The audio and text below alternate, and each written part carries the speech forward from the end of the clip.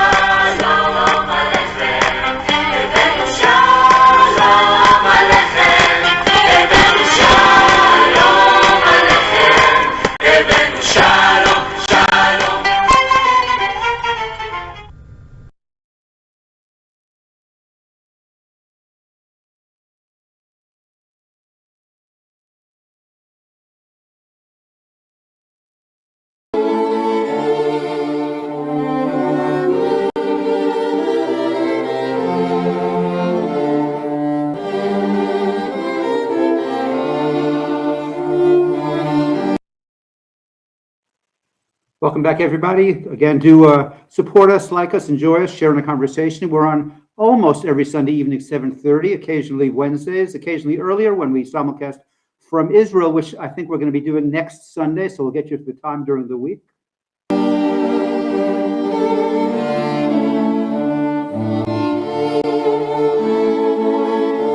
Tonight's episode is going to focus on the Israeli pipeline project, which finally is not just another pipe dream.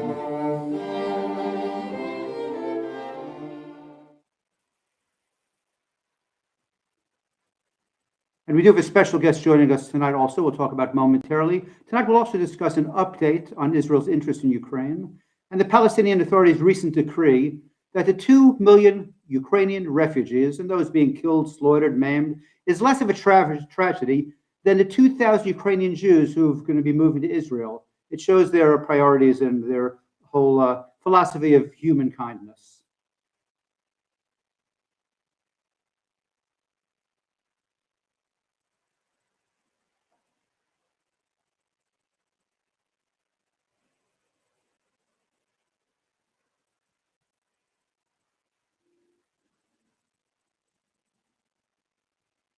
It is our honor and our pleasure to have joining us this evening Mr. Robert Spencer.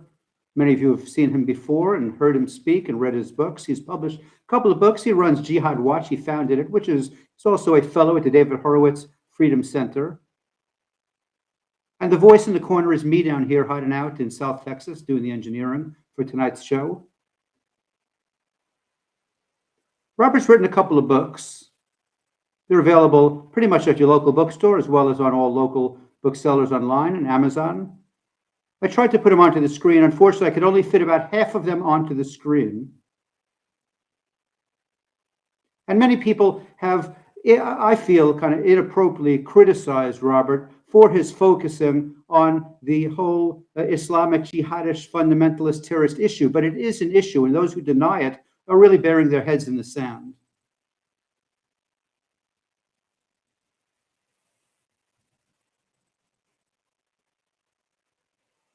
Robert makes his opinion quite clear, doesn't hold back, but he's never said that the terrorist interpretation of Islam is the accurate, correct, or the right interpretation. It's a terrorist interpretation, but he does point out that the terrorists portray themselves successfully among the moderate Muslims. Remember, there are 1.8 billion Muslims. And if you think about it, if a couple of percent of those 1.8 billion are terrorists, that's 20 million terrorists. That's a little bit too many. And the problem is that they're able to hide out among the moderates. Robert makes that very clear in his writings and his speaking. Let's not forget what's about to befall upon us is Purim, which again is the week before Purim, and tonight's parsha will discuss that. But basically, we're commemorating the foiling of Haman, the Amalekites' plot to extinguish the flame of Judaism.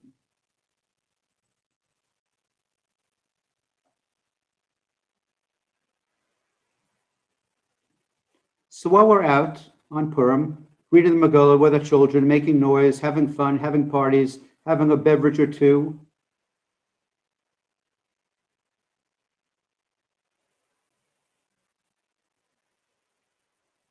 And eating those hamantashen. And remember, like in pretty much all Jewish holidays, the celebration is a common theme. They tried to kill us, we survived, let's eat. But let's not forget what Purim is really about. It's about Haman, who wanted to extinguish Judaism from the planet. He wanted us to become extinct. And Hamans keep appearing in every generation. And somehow we survive and they don't.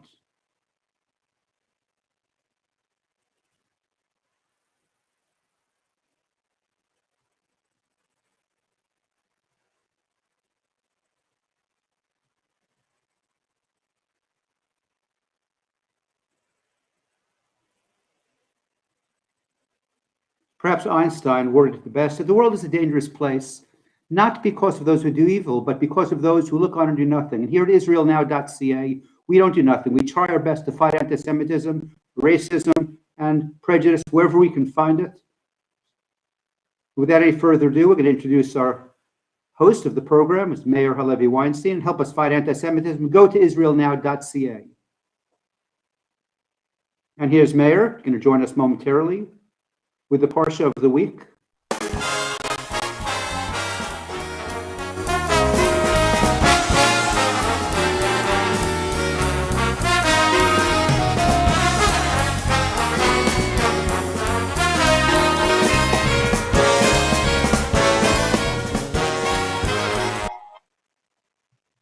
Take it away, Well, Meir. thank you very much. I'm going to ask everyone who's joining us tonight if you could please share this, share the link on your different social media platforms, be it Facebook, Twitter, Instagram. We'd appreciate it. We'll reach a lot more people. We're going to be talking about very serious issues tonight. And, you know, on everyone's mind is what's going on in the Ukraine, between the Ukraine and Russia, and are we headed towards World War III? But first, a few words from the Parsha. This week's Parsha that we read in synagogues throughout the world is called Vayikra. It's the first chapter of the book of Vayikra, and it's also known as Parsha Zachor, where we remember what Amalek did to us. So we read that as well at the conclusion of the Parsha of Vayikra. And Vayikra starts, Vayikra al Moshe, and God called to Moses. And the word Vayikra is spelt in the Torah a little different than if it was just printed out. But the last letter in it, the Aleph, is very small. When Moses wrote the Torah, he deliberately wrote the letter Aleph in the word Vayikra extremely small. And that was because the word Vayikra is, and God called out in a command way. And nobody else was able to hear what was going on. Only Moses was receptive to that message. And Moses was the most humble, and therefore the small Aleph, to signify humility. But there's more than that.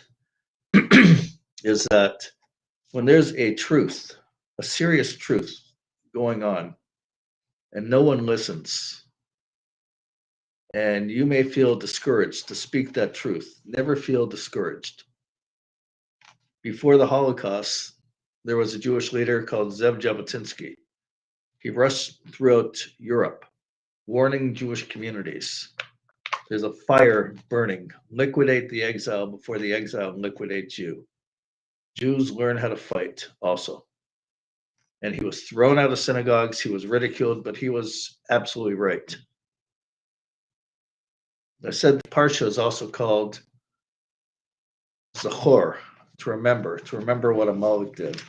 Amalek was the first group of people, the first nation that attacked the Jewish people when they left Egypt, when they crossed through the sea and miracles were happening. Amalek attacked the Jewish people. So we have to remember that, because the personality, the traits of Amalek was that they just wanted to murder Jews for the sake of murdering them. If you go into the teachings of the sages, that was it. Sounds similar? That was what the Nazis wanted, just to murder Jews. In the Ukraine, millions of Jews were also massacred and slaughtered. There's a holiday coming up in a few days, the holiday of Purim, where the word Zachor, remember, takes place. Because the way everybody is used to Purim, most people anyways, that it's a holiday of celebration, that we drink and we eat, and it's festivities, and we're giving out food to people, shalach manos, packages. Well, what happened with, why is it important to remember? And again, we're living in very, very strange times right now, very significant times, historic times, I believe, also. But the story of Purim is that the Jewish people lived in Persia. That's where it took place. And the Persians had a king, Ahasuerus. And he calculated that there was a prophecy that after 70 years of the Jewish people being in exile, after the destruction of the first temple, that the prophecy was the Jewish people are going to return to Israel and rebuild the second temple. So he calculated that the 70 years passed. So he called a celebration. And he summoned all the Jews to come to the celebration as well. And he dressed in the priestly garments that were worn in the Jewish temple. He wore those garments. And he set up in his palaces the vessels that were used in the temple to ridicule the Jewish people. The party went on for days. And here the Jewish people participated and watched themselves be mocked and humiliated and their faith being debased. And they went. And then there was a powerful man in Persia, Haman. He went to the king, went to King Ahasuerus, and he said, I want you to allow me, give me the power that I could kill all the Jews. And the king granted him that wish. And the Jewish people had one leader who didn't participate at the festivities at all, Mordecai. And he changed the tide. And he spoke the truth. And he got the Jewish people to do repentance. We're living in times today where we have so much going on. So much going on. I just received a notification earlier. There's an Israeli activist, a Jewish activist, just an example of how sick things are, who was invited to speak at a Chabad house at a university in the United States.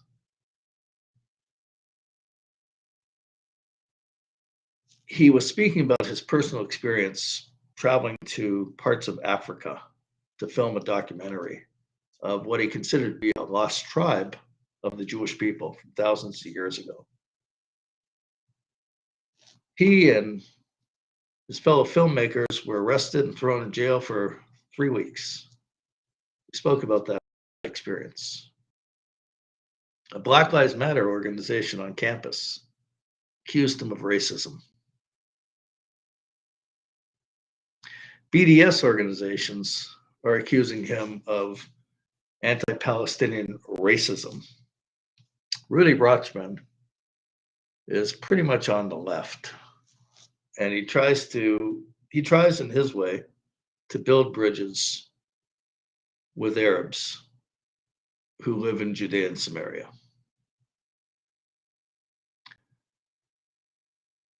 Again, he's not a right winger or anything like that. He's really a traditional Zionist. And that's the kind of anti-Semitism. These Black Lives Matter groups and BDS groups are calling on Chabad to make a public apology for inviting him. That's an example. Another problem we have, the Biden administration. The State Department sent out a memo that they're allocating millions of dollars to BDS NGOs in Israel and in the territories to collect data to slam Israel. We have also the Palestinian Authority. They made a statement.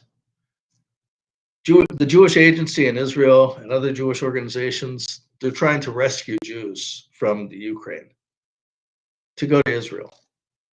And in that mix, there's also just non-Jewish Ukrainians who also want to go to Israel. They want to get out. They want to get out of the war zone. And because Israel's front and center in these rescue efforts, they'll go anywhere in one destination, Israel. Palestinian Authority made a statement. They have no problem if millions of regular Ukrainians would go to Israel. They do have a problem if even 2,000 Jews would go from the Ukraine to Israel. That's going on. Amnesty International made a statement just a few days ago.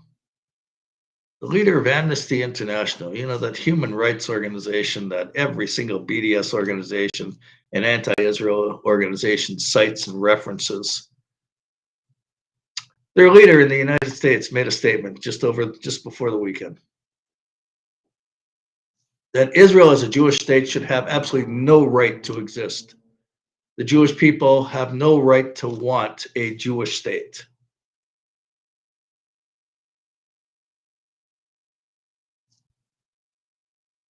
Now, there's a bright message also.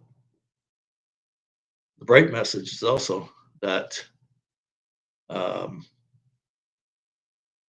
Israel has gas, and Israel has gas deals already with different countries, with Egypt, with Jordan, to supply them. They're even supplying Lebanon.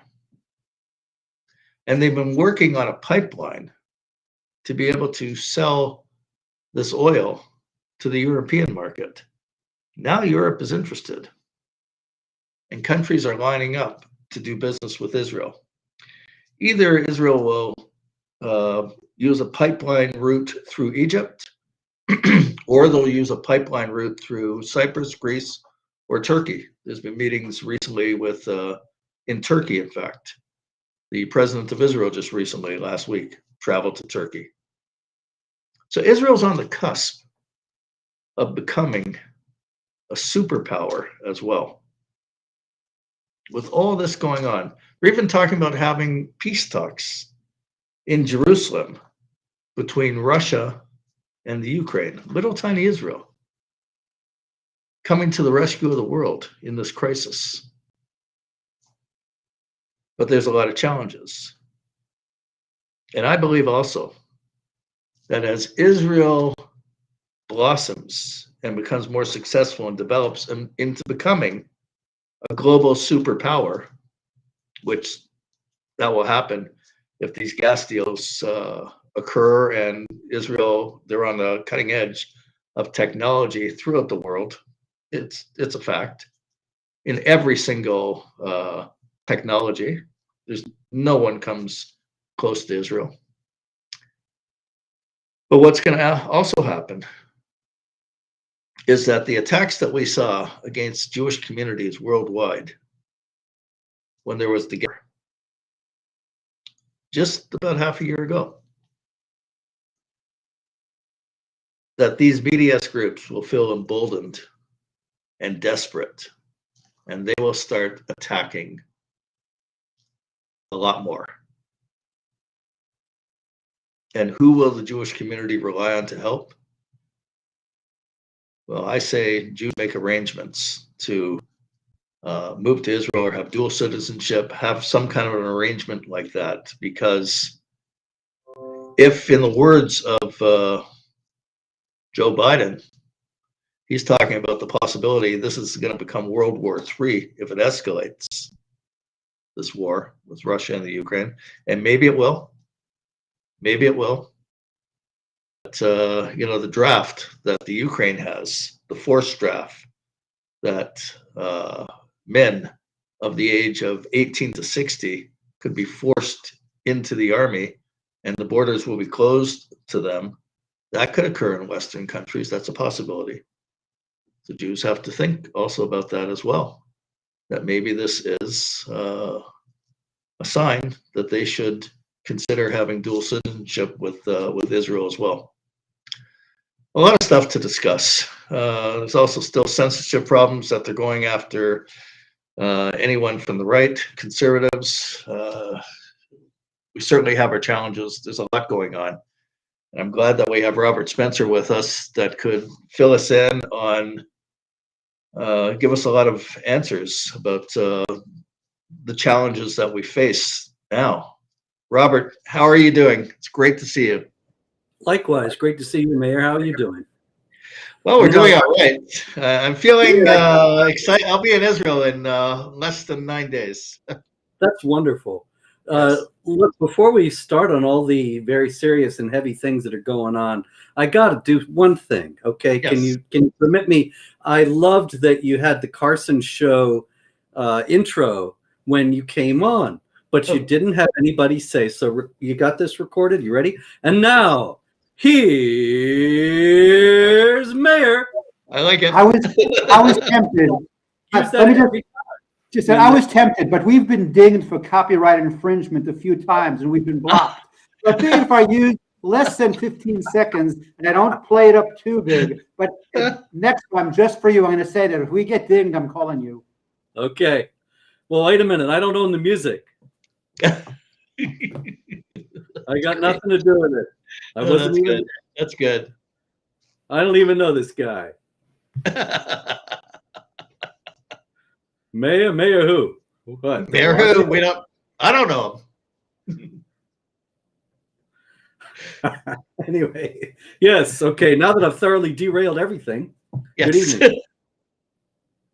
And we solved everything. Now the world's problems are solved. Peace will dawn. totally. So let's go bowling Yes. or curling, since you're in Canada. You're right. I wish I took that sport up. It looks really good. Yeah, I had never, ever heard of it or seen it until I was there, actually, at your invitation one time, and I was in the hotel, and on the television, there it is, and I thought, what on earth is this?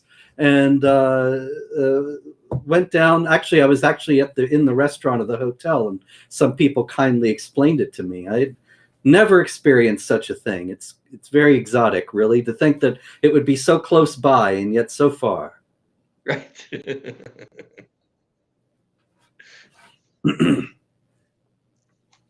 So, Robert, what do you make of this whole situation with the Ukraine and Russia? And I like one thing, Russia, they said to Facebook, they're taking them to court.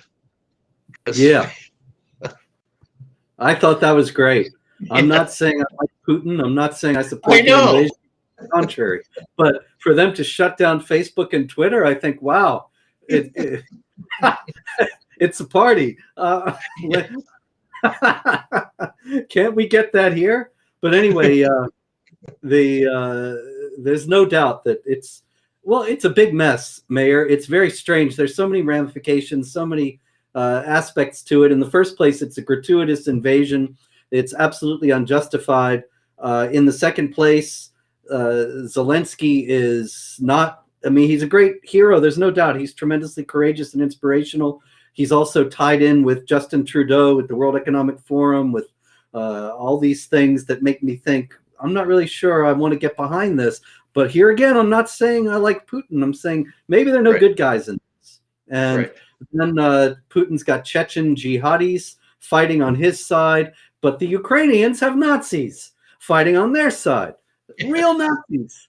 So I think, man, if there was ever a war to stay out of, it's this one. But the real concern that I have at this time is that this dumpster fire of administration we have in Washington is going to get us involved in World War III. And it could happen. It could happen by morning. It could happen any time because they keep escalating. They keep ramping up the tensions, and I don't know when anybody's going to back down. And this is the problem.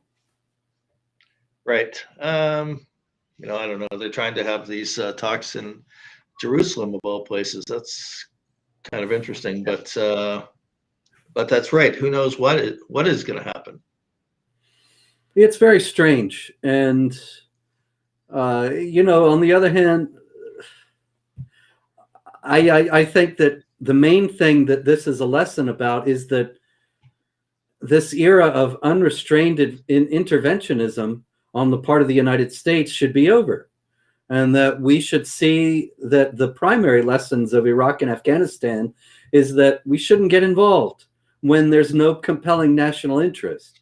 And there really isn't any compelling national interest here. People say, well, if we don't stop Putin now, it's just like they didn't stop Hitler when he invaded Poland, or they didn't stop him before that at Munich, and so on.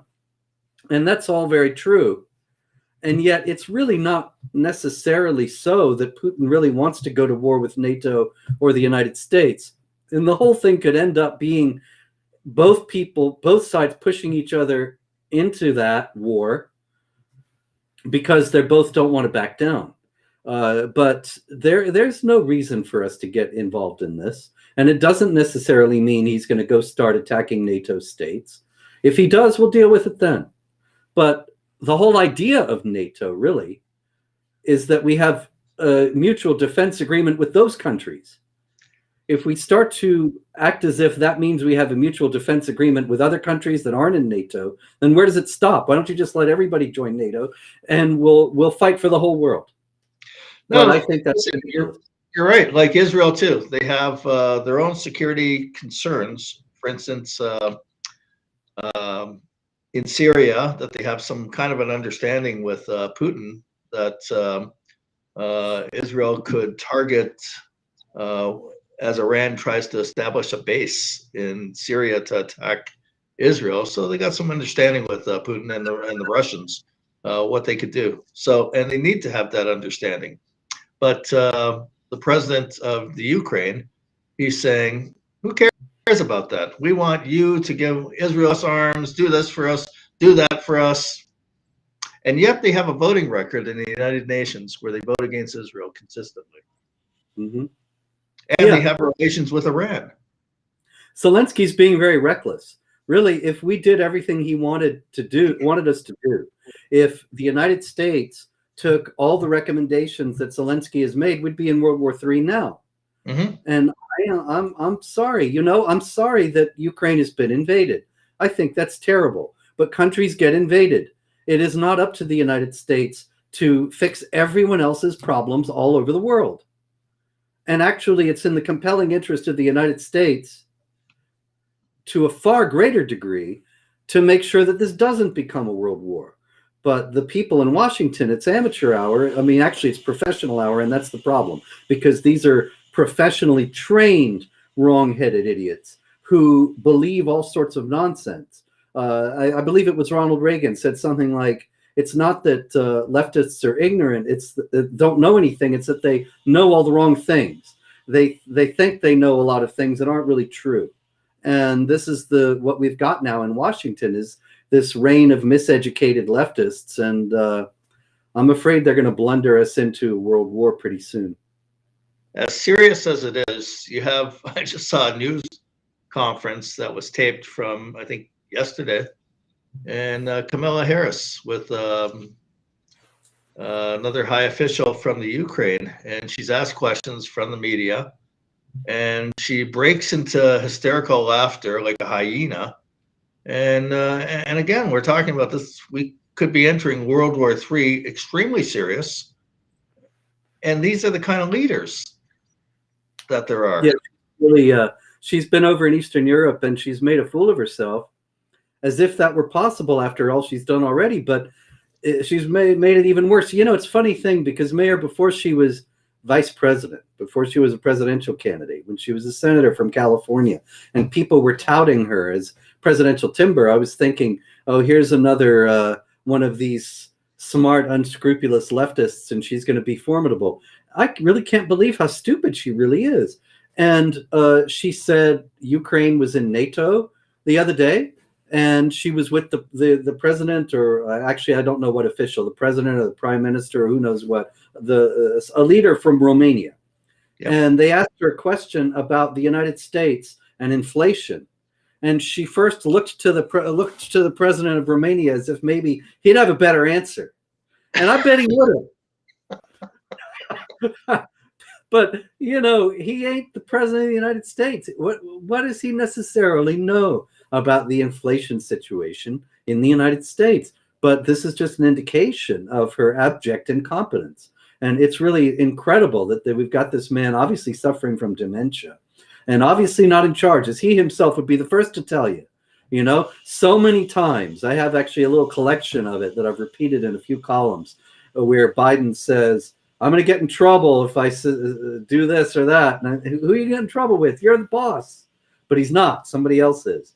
And then when we get rid of this clown puppet, then we're going to get this idiot.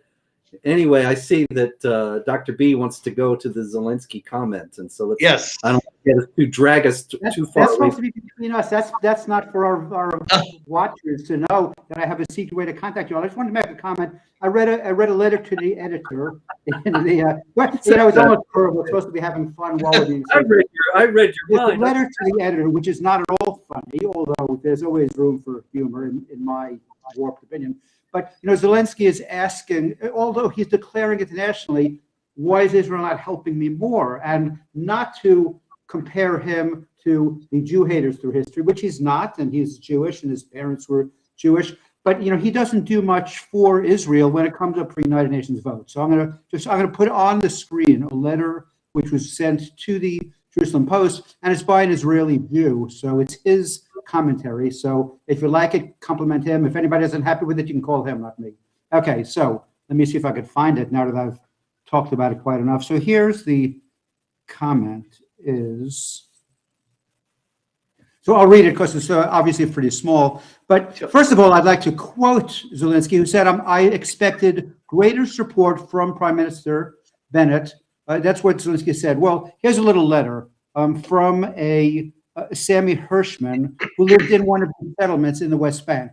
He says, regarding Ukraine, Ambassador Zelensky expects Israel's assistance because he's Jewish. Great way to bring out our Jewish guilt. It made me feel really bad. So I decided to check out how Ukraine has voted in the UN since it elected Zelensky in April 2019 as its first Jewish president. We're all pretty excited about that. So according to the UN Watch website, there were 17 UN resolutions against Israel in 2020 and 2021. Since Ukraine had a Jewish president that entire period, I was sure I would find that Ukraine voted consistently with Israel. To my dismay, Ukraine voted against Israel 13 times and abstained 4 times. They did not vote with Israel even once. I, for one, have higher expectations from a country with a Jewish president. I'll editorialize, particularly one who's now asking Israel for their help. To add insult to injury, there were only 7 UN resolutions against all other countries. 2 of these 7 were sponsored by Ukraine, and Israel voted with Ukraine. Reciprocity? No. Hypocrisy. The lesson to be learned is that Israel, like every other country, must first be concerned with its own security. Sammy Hirschman. I just want to add that he's from Karna Shamran. Karna Shamran is an Israeli settlement established in 1977 in the West Bank, 48 kilometers from Tel Aviv and 85 kilometers north of Jerusalem. It has a history, sadly. On the 16th of February 2002, a Palestinian teen wearing a 25-pound nail-studded explosive device entered a pizza place in a shopping mall, set off his vest, blew himself up along with a 15-year-old girl, a 16-year-old girl, 15-year-old boy, and injured 27 others. So again, Zelensky goes and votes against Israel as if Israel's not a democracy and a sign of freedom in the Middle East. And yet Zelensky is disappointed that Israel's not making more of an effort to help the country. No, Israel's doing what they should do. They're out there helping Jews. That's my commentary. If I have any more, I'll secretly give you a message that you can then let everybody know I've sent to you. See you guys. secretly. I don't know of any secret message format. Exactly. I have never heard of such a thing. You know, it really is. It's remarkable. I don't know. I won't even use the word double standards applying to it, but it's. I mean, wow! You read that statement, and you look at what Zelensky's asking for, and he's asking for insane things. No-fly zone over. I mean, it's kind of strange. The no-fly zone is particularly strange because think about this, Meir. How much have you heard in all the war news coming out of Ukraine about Russian bombers anyway? It's all being done on the ground. The no-fly zone just seems to me to be a needless provocation.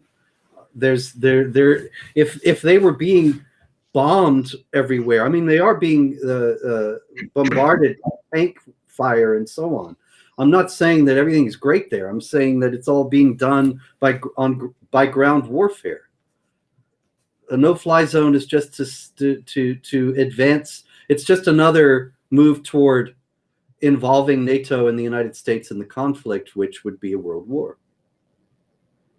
Now, Islamic BDS organizations, that's a term for them. They're saying what Israel does against Gaza is far worse than Russia has ever done to the Ukraine. They're saying Israel does worse on a daily basis ever since 48. It's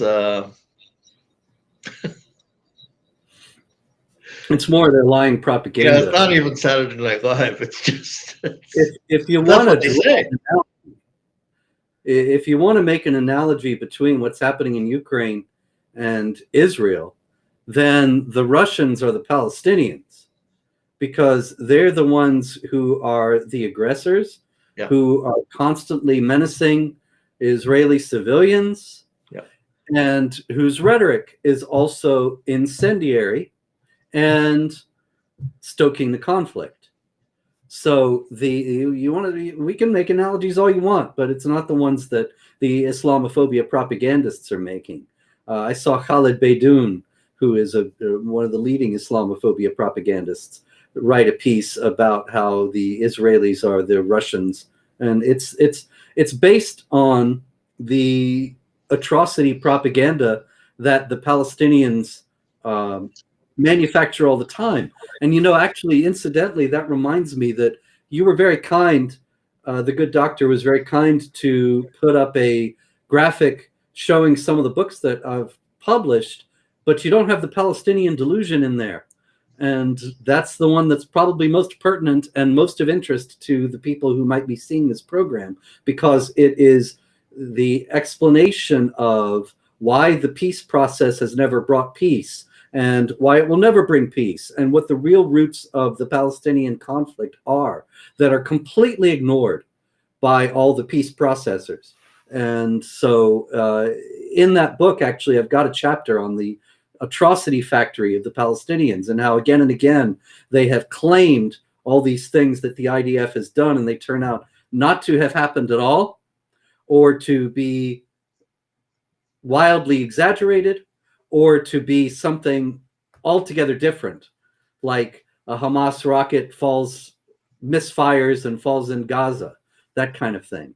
And then they say, oh, the Israelis bombed us here, and it's really a Hamas rocket, and so on. So that's a book, The Palestinian Delusion, that people might be interested in. It's available now at Amazon, at Barnes & Noble, and any bookstore worthy of the name. Right. Well, excellent. There's problems going on. There's a lot going on in the United States too with these BDS Islamic pro-Iran organizations.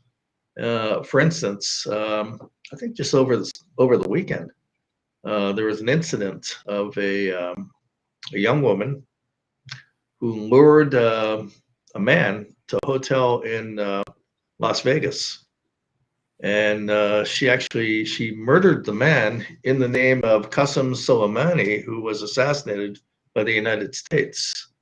I'm not sure Did she murder him? Let me wait in there. Found out he wasn't actually killed. Here's a yeah. story. Okay. I looked into it thoroughly. He was dating someone who, by the way, just finished UCLA and, was pretty sexy in her little post there. I did go look at it, but with my wife by my side to know I wasn't on a dating site. And she hooked up with him on a Christian dating site. Okay, it's a Christian dating site. It's called, Many Fish or Too Many Fish or something like that. Right. It's not. There's one in Toronto which is called the Gefilte Fish dating site for Jews. Oh, that's no joke. There really is. But anyway, so let me just bring up that little information here. So basically, she's a 21-year-old Iranian woman. She lured a man she met on a dating site, Plenty of Fish, the Vegas hotel, blindfolded him and stabbed him in the neck in retaliation for the drone strike that killed Soleimani in 2020. Now, my question is, why, even if she's a psycho and kills people, why does she think that will have any effect on his assassination? Do you think it's going to prevent the next hit of a terrorist? But anyway, and he ran out in the hallway, bleeding from his neck, grabbed his cell phone, dialed 911, and the police were there immediately because every hotel in Vegas is full of police officers. So she didn't even have time to leave the room. They went through him, handcuffed, and arrested her, and she's presently in jail. And that's the real story. And Mrs. Pence, just want to apologize. So here you go. And there we have The Palestinian Illusion, available at our bookstore near you and on Amazon.com. Buy it today. Okay, guys, I'm out of here again. Yeah, so you got that element that's going on. Luring somebody to a hotel and. Well, a couple things about that. Actually, I think that her name is Nika Nikubin, and she probably did think that this would deter future American personnel from participating in operations against Iranians, because the whole idea is, as the Quran says in chapter 8, verse 60, strike terror in the hearts of the enemies of Allah. And so she did that. Notice that she stabbed him in the neck. As the Quran also says, chapter 47, verse 4, when you meet the unbelievers, strike the necks. And so she stabbed him in the neck to strike terror within him, so that other guys are later on going to think, well, wait a minute, if I participate in this operation against this Iranian general or whatever, then who knows, I might end up getting stabbed in the neck in a hotel room. I'm not going to do this. And that's the idea. I'm not saying that American servicemen would react that way, but that's the hope. Right. And you know what? From my understanding of these Al-Quds Day supporters of Iran in Western countries, United States and Canada, there probably are many that would want to emulate exactly what she did. Oh, sure. Oh, yeah. No doubt about that. There's nothing that she did that would not be admirable from the standpoint of the Quran and Islam, because he was not a Muslim. He's an unbeliever. She struck his neck, like the Quran says. She's striking terror in the hearts of the enemies of Allah. It's all completely Islamic. And so there are plenty of Muslims, I'm sure, who would say, hey, that's a great idea. Just rented my basement to an Iranian. Should I be worried? Depends on the Iranian. How can I tell? You can't. Exactly. Listen, a lot of people are commenting. I'm encouraging it. Whoever has a question, comment, post, we'll do our best to address it. So on the issue of gas from Israel to the European market, Memory, they shared a video, a clip of a Lebanese member of parliament, I believe, who's with the Hezbollah in their parliament there. And Lebanon, I mean, their economy is just horrible. And he makes a comment. I believe we have the video. He makes a comment that he'd rather the gas be buried underneath the water and not exported if it will have anything to do with Israel. He'd rather the people in Lebanon suffer. That's the mentality. Well, that's standard Islam, really, because in Judaism, in Christianity, in Hinduism and Buddhism, and pretty much every religion in the world except Islam, there's this idea that it's a virtue to be magnanimous and generous and kind to all people, regardless of creed, race, whatever. In Islam, this does not exist. In Islam, it says in chapter 48, verse 29 of the Quran, Muhammad is the apostle of Allah. Those who follow him are ruthless to unbelievers, merciful to one another. Now imagine if you thought that that was really the word of the supreme and only God. And there's this proposed gas pipeline that involves Israel. Then you're going to think, well, wait a minute. This is not right, because this is not being ruthless to unbelievers. This is something that's beneficial to unbelievers. And so I have to oppose it. Right. Right. And then let these people into Western countries and let them have some kind of an influence and pretend that everything is relative. It's unbelievable. Yeah, well, the mass migration of Muslims into Europe and to a lesser extent into North America is based on the assumption that they're going to leave all the values of Islamic societies that are incompatible with Western societies at the door. But there's no basis to think that. And you're talking about, for example, tens of thousands, over 100,000 Afghans have come into the United States, and most of them, the administration admits, were not vetted at all. And they're coming from a culture where beating disobedient wife, where sexual molestation of all manner, all kinds of different ways is acceptable. And as a matter of fact, there have been some of these Afghan refugees who have already been arrested for child rape, for sexual assault, for beating, spousal abuse. And they've said, wait a minute, this is perfectly acceptable in our culture. They had no idea. And we're just asking for trouble. There's just going to be more of that in the United States in the coming years. And when you ask a question to the Vice President, Kamala Harris, about it, she's just going to laugh it off. Mm-hmm. It's unbelievable. We have the video here already, ready to go.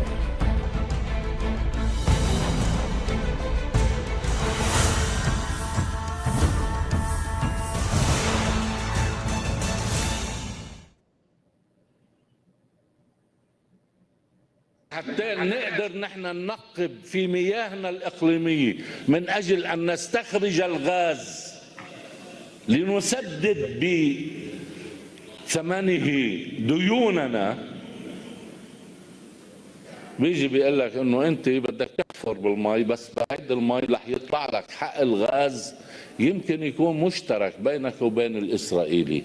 لا، نحن بنخلي الغاز مذخور في مياهنا إلى يوم نستطيع أن نمنع الإسرائيلي من أن يمد يده على قطرة ماء من مياهنا. ومش قاصرين، ليعلم العدو وليعلم من يتواصل مع العدو، وسيط وغير وسيط.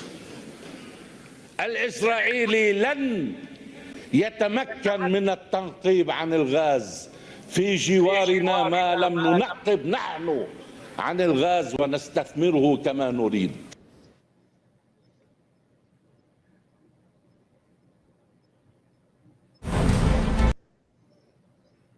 Wow. Do you know where I can find that guy? I'd like to invite him to dinner.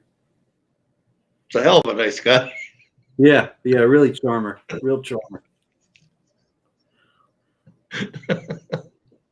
Can Pamela come too? Yeah, well, party. It'll be great.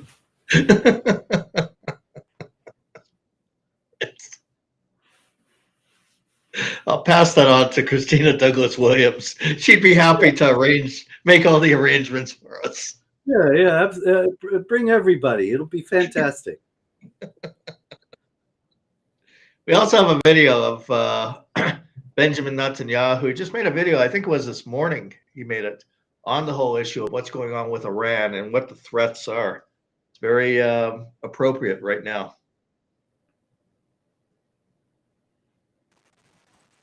I guess right now is my cue. Uh-oh, give me a minute.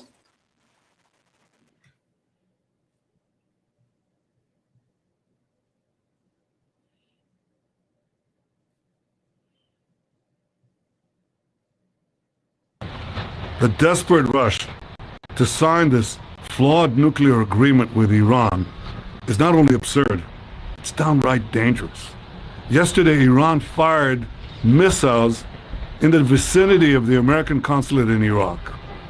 And the U.S. continues to charge ahead, along with the other powers, to sign a nuclear agreement that will give the Ayatollahs a nuclear arsenal. It would also relieve sanctions and give them hundreds of billions of dollars in order to continue the terror that they waged yesterday and wage every day throughout the Middle East and the world. This agreement is even worse than its predecessor, because in 3 years' time, under this agreement, Iran will be a threshold nuclear state. It will have enough enriched uranium to create dozens and dozens of nuclear bombs, and it will have the ICBMs to deliver them to any place in the United States. That is unbelievable. You know, it's incredible what's going on. The Russians, they made a statement that, a recent statement, that in order for the deal to go through, they need the United States to lift all the sanctions that they imposed on Russia recently. So, what are the chances of Biden saying, okay? Meir, I mean, I'm in the dark about Biden. let me ask you this. If somehow a traitor who hated the United States and wanted to destroy it and destroy the free world became president of the United States, what would he or she be doing differently from what the Biden administration is doing? Not much. Exactly. Now, I don't know what their end game is. I think perhaps they do want to weaken the United States. I remember years ago, 2008, Barack Obama was running for president, and he was photographed several times reading Fareed Zakaria's book, The Post-American World, reading it avidly, holding his place in the book as he went from airplane to airplane as he's campaigning. The Post-American World essentially says that it is incumbent upon the United States to weaken itself politically, militarily, and economically so that there will be no superpower, and then there'll be world peace. Because, well, it's tortured logic, but apparently all these, it's sort of like the gunslinger, you know? All these aspiring gunslingers are gunning for the champ. And if there is no champ, then there's no competition. And so that's the idea, that the United States divests itself of its powers, and then there's world peace. And I think that is the strategy that the left is pursuing. And the Biden administration, I mean, as Netanyahu said, why would the Biden administration want to empower Iran to have nuclear weapons that it can use to fire into the United States? Doesn't the Biden administration know that the Iranian regime is always chanting death to America and has ordered the Iranian people to chant death to America in the mosques every Friday? And if they know that, then why are they empowering them? Do they really think it will bring peace, or do they want Iran to strike the United States or to be able to strike the United States? And I think the only explanation is they're not stupid, they're evil. And they do really want Iran to be empowered and to be able to strike Israel and the United States, because they believe that if there is what they consider to be more equitable distribution of power worldwide, then somehow peace will dawn, when actually they're sowing the seeds for a global catastrophe. Well, exactly, because their whole idea about weaken the United States, it doesn't resonate with Russia. It doesn't resonate with China. And it certainly doesn't resonate with Iran. But it resonates in the United States, that we should be more concerned, as former President Donald Trump said, in the military, of using pronouns and talking about more acceptance of binary terms and all kinds of woke terms in the military, rather than developing the army whose purpose it is to defend your country's right to exist and to be a deterrent force. Precisely. So what will happen if this military that's spending all its time making sure people use the right pronouns and all this garbage, what if they have to fight a war? They're not going to be able to win a war. This is, if I were Putin or Xi Jinping, I would think this is just the time to strike. This is just the time to advance. Because this woke military the United States has now is, what are they going to do? Flounce over on their high heels and hit them with their purse? Come on. It's ridiculous to think. I mean, actually, we saw this happen in Afghanistan, Meir. In Afghanistan, the United States withdrew in a catastrophically botched fashion, and people were killed needlessly, and people were stranded. There's still Americans in Afghanistan. And why did this happen? Because all through that summer of 21, the American military was concerned with weeding out insurrectionists, so-called, from the ranks, that is, essentially supporters of the former president, and imposing critical race theory training. And so they're doing all that, and instead of planning for the withdrawal in Afghanistan. I never served a day in the military in my life, and I could have planned out the withdrawal from Afghanistan more efficiently than the people who did it. Right. Because we had Bagram Air Base, right? Right. This is not rocket science. Bagram Air Base, you get the civilians in Afghanistan there. You get them out. You get the military out. You turn over Bagram Air Base to the Afghan National Army. End of story. We're gone. Nobody's dead. Everybody's out. It's not hard, really. No. Instead, the United States under Joe Biden abandoned Bagram Air Base in the dark of night without giving notice to the Afghans, and then had to rely on the commercial airport in Kabul. If we had kept the air base, we could have gotten everybody out. And so all these people are trying to get into the commercial air base in Kabul. There's this incredible crush of people.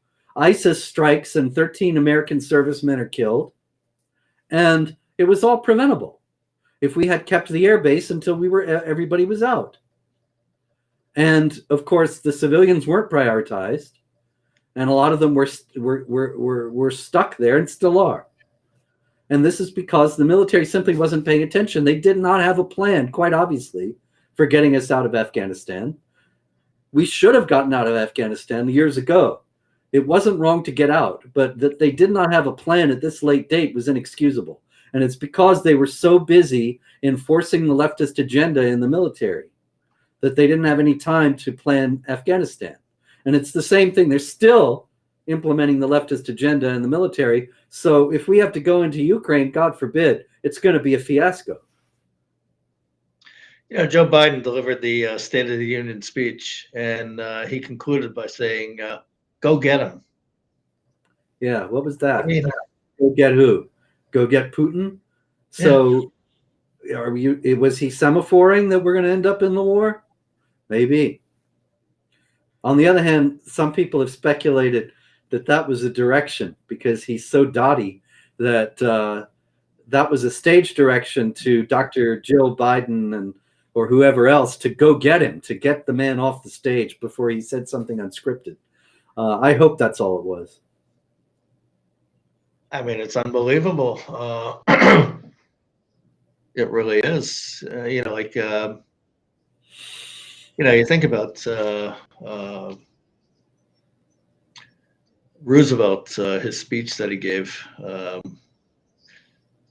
where he told his inner chamber, first of all, the way it's going to be that they have to. They just can't wait. They have to attack. They have to hit. They have to respond because of Pearl Harbor. And, when those words from Joe Biden, go get him, I mean, it's so empty. And you see what's going on. The U.S., Putin, he's just making fun of them. Like, Okay, so MasterCard and Visa, they're not going to deal with the Russians right now. And then Putin decides, he says, okay, so Russia, we're going to deal with the Chinese now for our credit cards, and end the story. And everybody's still buying gas from Putin. They're all scared. They're all doing, and go get him. This is the president? No, he's not really the president. He's playing the president on TV. Somebody else is the president. I don't know who it is, but somebody else is running things. And the graphic was just up there about Putin advising Biden about the Iran deal. That's not hyperbole. That's not exaggeration. That's not partisan sniping. That's actual fact. The Iranians, this is not very well known because it hasn't been publicized. The Iranians would not deal with the United States. And so the Biden administration actually put a Russian diplomat, Mikhail Ulyanov, same surname as Lenin's, in charge of the negotiations with the Iranians. I want to repeat that. A Russian diplomat, Mikhail Ulyanov, has been negotiating with the Iranians on behalf of the United States. A Russian diplomat. Now, let me ask you, what do you think the chances are that a Russian diplomat will have the best interests of Americans at heart? Yeah, What are the chances that he will get us a good deal? I think they're about zero. Yeah, zero minus 800.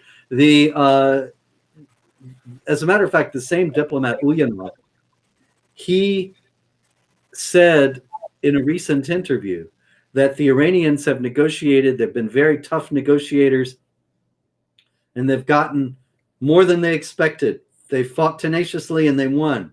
And they've gotten pretty much everything they wanted and more. And that's bad enough. And then he says, right. And the Chinese have been helping us in this, and they're benefiting greatly from this deal as well. Conspicuously, he did not say the United States is going to benefit from this deal, and it's not. This is an absolutely suicidal agreement on the part of the Biden administration. If this war escalates, and there's a lot of indications that it will, how rough do you see it getting if it does get rough in the United States from these, we'll call them radical Islamic groups that are on campuses everywhere? And you mean if we're at war with Russia? Yeah. Oh, golly, that's a tough one, Meir, because if we're at war with Russia, nobody's thinking about jihad. The problem is jihadis are always thinking about jihad, and they may take advantage of the fact that the world's attention is diverted. On the other hand, it may not even matter what they do because we might be dealing with nuclear bombs falling on American cities. So I think the worst case scenario is that we get involved in this war, but every day it just never seems to recede. The tensions just get higher and higher. Right. Well, it's I mean, we saw here that in Canada that over the regulations when it came to Corona, that we had a truckers protest, and the government, I would never predict it that they imposed martial law, and people are in jail, truckers, and their bank accounts are seized and all their credit cards. And even if you made a contribution, there's some small business owner made a contribution of, I think, $25 or something like that to one of their fundraising efforts. And they said, like, it was cold. So would you sponsor some gas for us so we could keep the heat going in our vehicles and that? And so the person made a contribution, something like $25, $30, something like that. And the government, they tracked everyone who made a contribution. So her accounts were frozen and her credit cards were seized, and her business definitely suffered because of that. So your civil liberties were taken away by the government. And for something like that, I could certainly see if things are going to escalate in terms of the West joining this war, your civil liberties will be greatly at stake, and emergency law will come into effect. So what occurred during the truckers' rally will be just an indication of something to get ready for. Yeah, it was a shameful episode, and it was extraordinary, really, how quickly it all started and quickly it all went away. But it is not a matter that should be considered closed. I'm talking about what happened in Canada, of course. Right. That the imposition of the invocation of the Emergencies Act in the first place was completely unjustified. It was the wholly peaceful protest, in sharp contrast to protests that Trudeau nodded at and did nothing about, the burning of all the churches and so on. And he never invoked the Emergencies Act for that. But this, a group of protesters not on his side, not sharing his worldview, and they get this martial law imposed, their bank accounts frozen, and then immediately he backed down, as if he knew perhaps that the Senate was not going to support his imposition of the Emergencies Act, and it would discredit his administration if they slapped him down on it. So 2 days after he gets it, he takes it away, but the precedent has been set. And it's a precedent that other authoritarian leaders in the West want to emulate. The Biden administration would love to do that same thing in the United States, and it's coming. I myself, in 2018, Patreon banned my account because Microsoft told them to. Mm-hmm. Not Microsoft, excuse me. MasterCard, getting old, Mayor. Right. MasterCard told them to. And MasterCard would not process donations to my organization, Jihad Watch. And it's the same thing that happened in Canada on a much larger scale. Now, nobody cared when it happened to me because they were saying, you know, oh, he's an Islamophobe. It doesn't matter. They don't realize that these weapons that are being developed against people who stick their necks out now, like the truckers in Canada, they're going to be used against the general population as the leftist authoritarians who are in charge in our countries increasingly overreach and crack down on dissent. And Trudeau gave us a very dangerous precedent there. Well, Prime Minister Trudeau said that the truckers, they're all racists and Nazis and et cetera, et cetera. Then there's rallies here for the Ukraine where the Deputy Prime Minister, Christina Freeland, attends for the Ukraine. And she's in a picture with a banner there for the Banderite movement in the Ukraine. And Stefan Bandera was a Nazi collaborator. And you have other signs that were at these rallies, and I'm not saying everybody, but all of a sudden there's a pass for all that. And anything associated with Nazis. Oh, don't accuse us. No, you got it totally wrong. No, we don't have it wrong. But there's a clear double standard going on 100%. So you're called a racist. You could face having your businesses and bank accounts, everything taken away from you, thrown in jail. And all your rights taken away, but everybody else is allowed to associate with whoever they want, and you're not allowed to ask a question. Well, it's very much a double standard, and it's based on conformity to the political views of the elites. If you agree with the people in power, then you can smash windows and burn churches, and nobody cares. Yeah, they'll bail you out, as a matter of fact. But if you disagree with the elites, then even exercising your lawful rights to express your dissent in public or to engage in peaceful protest become unacceptable provocations, and you get the full force of the law coming down upon you. 100%. Well, listen, like I said earlier, I consider these to be very historic days, especially historic days for Israel. If that's going to come to fruition about the natural gas, the deals supplying Europe, it's like unbelievable times we're living in, but certainly as uncomfortable times that we're living in, because we don't know, is this going to emerge as World War III? Tensions are certainly there. The West, run by people like Joe Biden, is extremely weak and reaching out to countries like Iran to make these deals. Iran makes it very clear with Al-Quds Day coming up. They're extremely clear and upfront about it. Death to America, death to Israel, burning Israeli flags, burning American flags, burning British flags.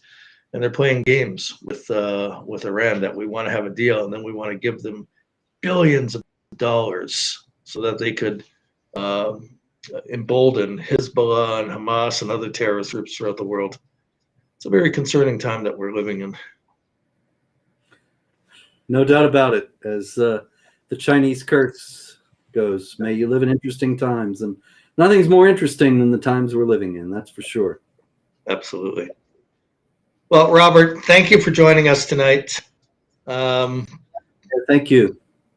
Thank you very much, and all the success to you. And I hope that you're not shut down. And there's your book.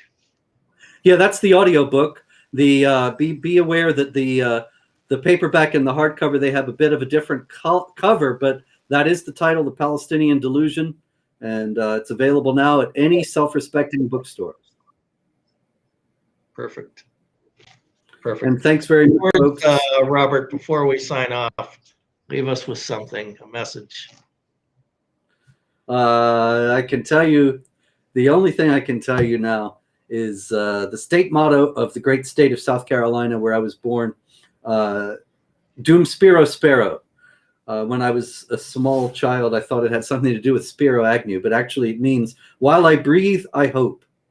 And there we are. You never know. Things are bleak, and they could get a lot bleaker, but while I breathe, I hope. And so we every day work for the truth and for justice, and we continue to hope. Thank you very much. Thank you. Absolutely.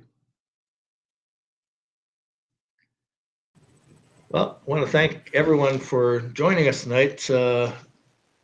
Do we have a song that we're going to conclude? We do have a song I'll play. It's a group called the Maccabees, which is fitting with certainly what's going on. It's a Purim song. I just wanted to let people know that there are some people who are certainly doing their share. Some corporate companies are willing to take a hit, particularly like we know that the Tesla company. They've decided that they're going to encourage more oil production in America, even though that will directly hurt them. Something else, McDonald's has done a great deal. We were talking earlier about this, but here's the McDonald's plan, is the no-fry zone.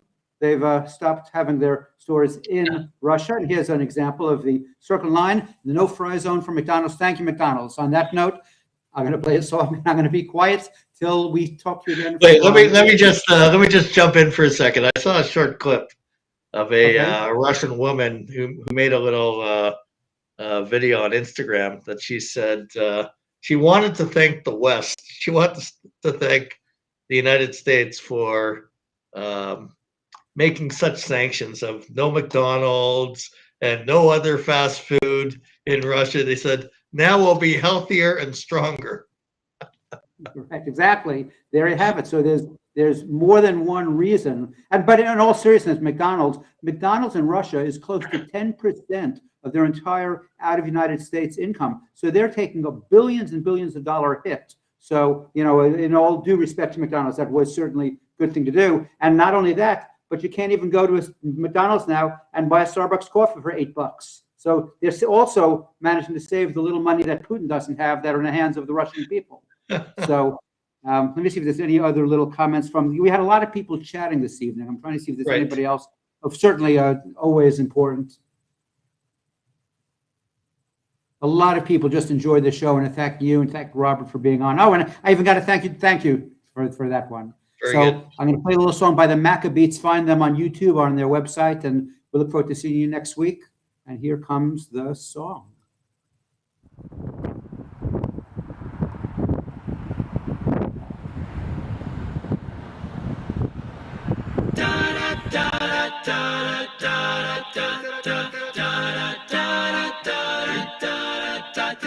Stand for a tale so grand. Shushan is the place where it all began. The hidden miracle. One man, second in command, slay all the Jews was his wicked plan. A scheme so miserable. He chose a day for the disaster. It's ironic what came after. He didn't know a girl named Esther would turn it upside down. So raise your glass if you can see the hidden meanings right in front of you. We will never be anything but proud to tell the story then now for who. Won't you come on and raise your glass? Just come on and raise your glass. Esther became the queen cause God was pulling strings from behind the scenes. She wore the royal crown. 3 days the Jews just prayed. Queen Esther risked her life, went to save the day. She took Haman down. The streets were filled with celebration. Everyone ate Haman tashin'. Jubilation for the nation. So raise your glass if you can see the hidden meanings right in front of you.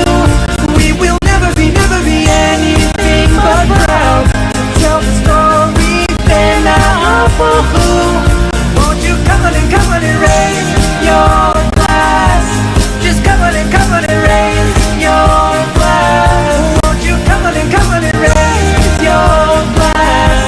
Just come on and raise your glass.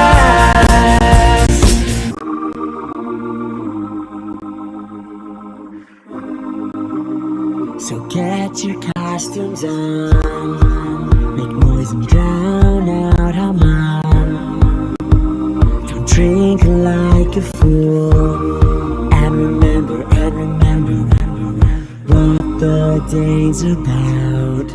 So raise your... Wait, cut. Was that the door?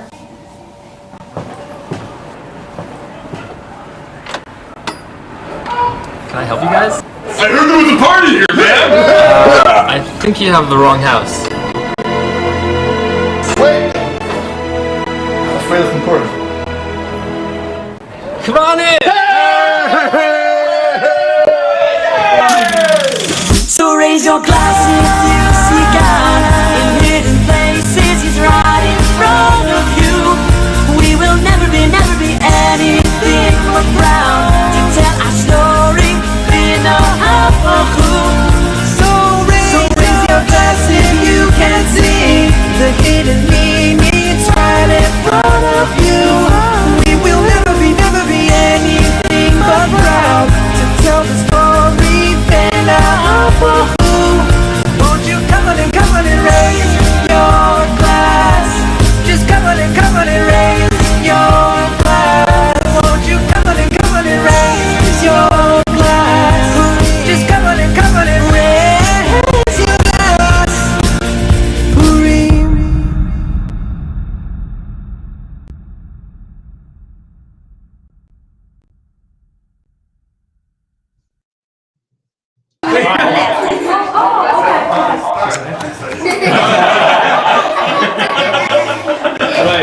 It's the other way. Mayor, any closing comments before we close it out for another week?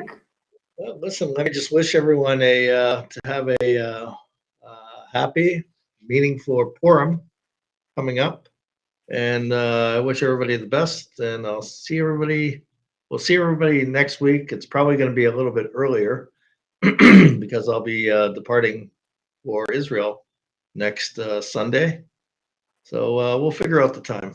I'll do it from the airport. The podcast. and then we'll be brought. Shalom Aleichem.